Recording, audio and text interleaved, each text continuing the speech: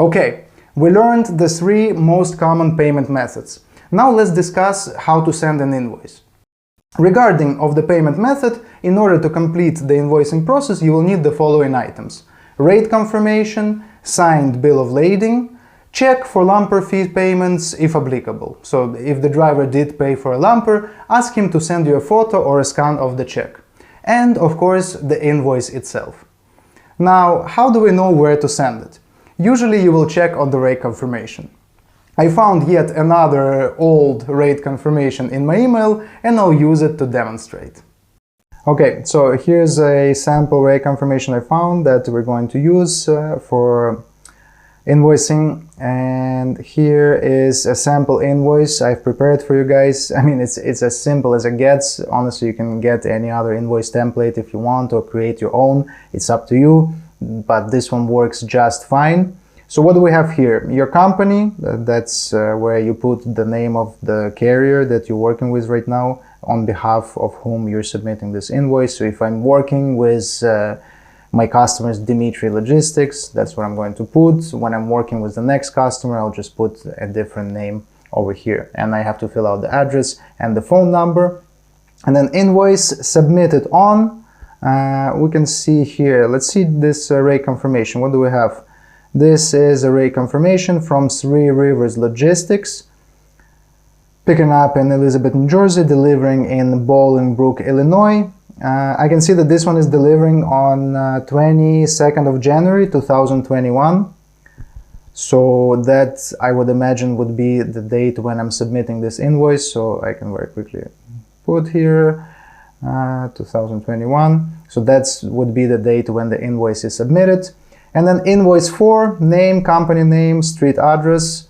You don't have to put the name of the person, it's not necessary, but here we have dispatcher Houston Daniels. Well, actually, this is a little bit confusing because he is a dispatcher for a brokerage company. In a brokerage company, a dispatcher is somebody who's selling the freight, who's communicating with carriers. So he's a dispatcher for the brokerage, you're a dispatcher for the carrier company, and you are the 2 people who are arranging the transportation of this freight. Okay, since we have his name, Houston Daniels, I can input it here in the name, and then company name I can find right over here. Three Rivers Logistics is the name of their company, and I have the address here as well. 60 Dog Boy Road. Interesting name. Let's put it like this. You can make it a little prettier if you want, but it doesn't really matter. As long as all the information is there, that's all that matters. City, state, zip, I have it. Invoice number. So it depends on your carrier how they want to number their invoices. Some carriers number them one by one, so they go like invoice number 1, 2, 3, 4, 5. Each next invoice is the next number. Some carriers number the invoices based on the load number. So for example, I can go here, I can see load number 218142, and that's going to be the number of the invoice. You can check with the carrier if you're providing the invoicing services for them. You can check with them if they have a preference on how to number the invoices. And due date, I'm going to fill that out in a moment.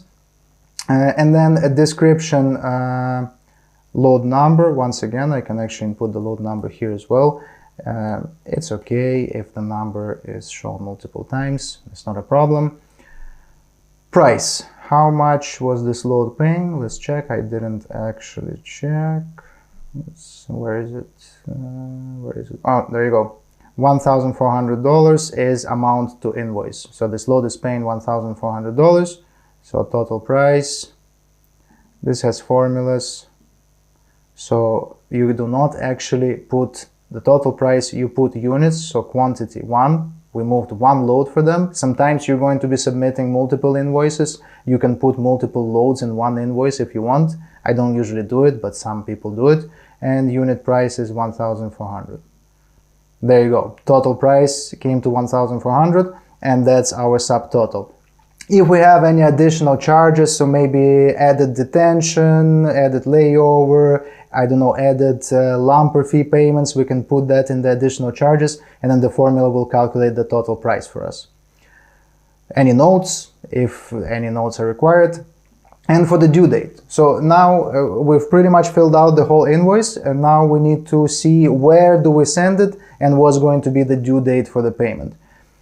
On the rate confirmation, especially if we scroll to the very bottom, there you go, for freight payments. So this is a note for a dispatcher or for an accountant or for whoever is going to be sending the invoices. What do we have here? Email bills and invoice along with any unloading receipts to payables@threeriverslogistics.com. So there you go, we already know where to send the invoice. Next one, beginning May 1st, 2019, our standard payment will be made in 7 days via direct deposit. So this is actually amazing. It's not 30 days, it's not 20 days, it's not 25 days. They're going to be paying within 7 days via direct deposit, so the money will go directly into the carrier's bank account, and they're not charging anything extra for it. So that's fantastic. They're promising to pay within 7 days. Okay, our invoice date is 01/22, so let's put the due date in 7 days after that. You can use the calendar or you can just input this. So 7 days after the 22, that's going to be the 29th, 2021. There you go, due date done. I would fill out this, but we don't have a specific company. But that's it. That's it. The invoice is filled out. We know exactly where to send it. Now we're going to download it, send it to payables@threeriverslogistics.com. Let's just see what else they have. If you haven't already done so in the last few weeks, please send a voided check along with your bills and invoice so that we can set up your direct deposit. So what is a voided check? You know, in the US, they still use bank checks, and a voided check is just a check that's been crossed out. So nobody can use this check anymore. Why are they asking for a voided check? Because actually every single bank check contains all the needed information for direct deposit. So on a check, you will see a bank account number, routing numbers, name of the bank, address of the bank, basically all of the information they need to set up the carrier for direct deposit. So instead of just asking for all of this information, they're simply saying, please submit a voided check. So if they don't have a voided check on file for this carrier, we can ask the carrier to send us a voided check and we can attach it to the invoice, and this way the carrier will be paid in 7 days via direct deposit. Please check with payables@threeriverslogistics.com about any quick pay or non-standard payment options. So they're saying if you want quick pay, maybe you want to get paid even faster within 1 day, then you can send them an email and just send an inquiry, say, hey, I'm interested in a quick pay option, what can you offer me? That's it. What's left to do? Just send an email. We already know where to send it. In the email subject, it's best to specify the load number so that it's easier for their accountant to locate. For example, invoice for load number 218142 from Dmitry Logistics. In the email, we attach all the documents, rate confirmation, bill of lading, and the invoice. Plus, the broker asks to send a voided check for payment to the bank account. If it has not yet been sent, we ask the carrier for it and we attach it. If you're providing an invoicing service for your carrier, I also recommend that you create a simple spreadsheet and keep a record of when each invoice was sent and when the payment is expected. That's it, the job is done. If I did it during working hours without taking time for explanation, it wouldn't take me more than 5 minutes. I will not do a separate demonstration for quick pay and factoring. For these methods, each case is different. All you need to do is follow instructions. As you saw in the case of this broker, Three Rivers Logistics, they want you to send an email to their payables department and inquire about quick pay options. They will reply to you with terms and instructions. They might ask you to send invoices to a different email or to mark them differently in order to get quick pay. When it comes to factoring, each company also has their own process. Some will provide you with a link or an online portal and explain how to use it. Some might just provide an email address and ask to send all invoices there. All of these instructions will be provided by your carrier or directly by his factoring company. So, let's summarize quickly and move on to the next lesson. You already know what standard pay, quick pay and factoring are. You now have an invoice template that you can use to work with any carrier.